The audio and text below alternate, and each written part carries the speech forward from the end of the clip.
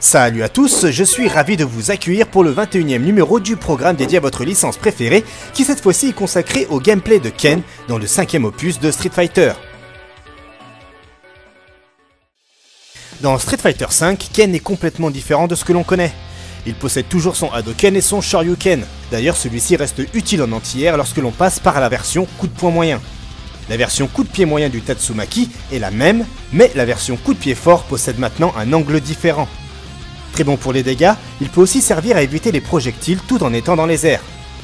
La version petit pied du Tatsumaki est comme celui de Gouki. Il est possible de s'en servir pour réaliser un enchaînement avec le Shoryuken.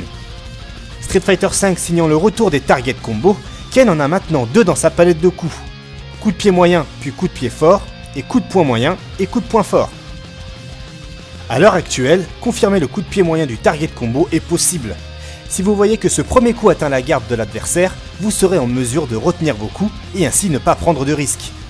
Par contre, si le coup de pied moyen debout touche, confirmez-le avec le coup de pied fort puis un coup spécial. Dans cette phase, tout peut être confirmé, coup de pied moyen et coup de pied fort. Mais attention, si l'adversaire est baissé, le target combo peut ne pas toucher sa cible. On dira ici dans le jargon kill whiff. Donc soyez sûr d'utiliser ce target combo sur un adversaire debout. Le V-skill de Ken est un dash, mais si vous maintenez la combinaison de touches, il courra en direction de l'adversaire et donnera, lorsqu'il sera suffisamment prêt, un coup de pied. Il est possible d'annuler la course à partir de n'importe quel coup normaux, même avec la balayette. À partir du moment où vous pouvez annuler la course avec n'importe quel coup, l'utiliser par exemple après un coup de poing fort touchant sa cible vous offrira de nouvelles possibilités d'enchaînement.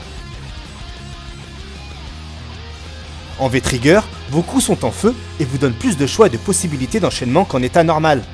Cela confère par exemple à Ken un ex-Tatsumaki dans les airs très efficace qui peut aussi servir à éviter les projectiles de la même façon que Juri et son dive kick dans Street Fighter 4.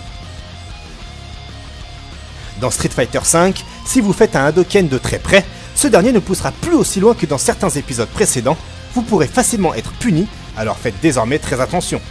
Vous pouvez aussi réaliser des enchaînements à base de V-Trigger.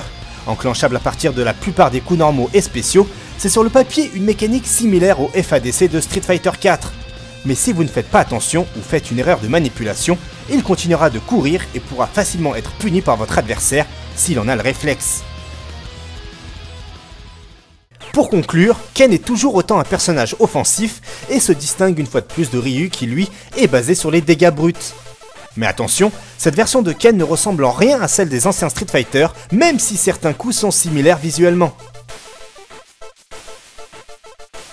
Voilà que se clôture le 21e numéro de la Minute Street Fighter. Pour en savoir plus, je vous invite à aller jeter un coup d'œil sur notre site vsftv.com. N'hésitez pas à laisser un commentaire sur la page Facebook, le site ou même YouTube. Vous pouvez aussi nous donner un coup de pouce pour le référencement en laissant un j'aime sur la vidéo. Merci à tous et je vous dis à plus.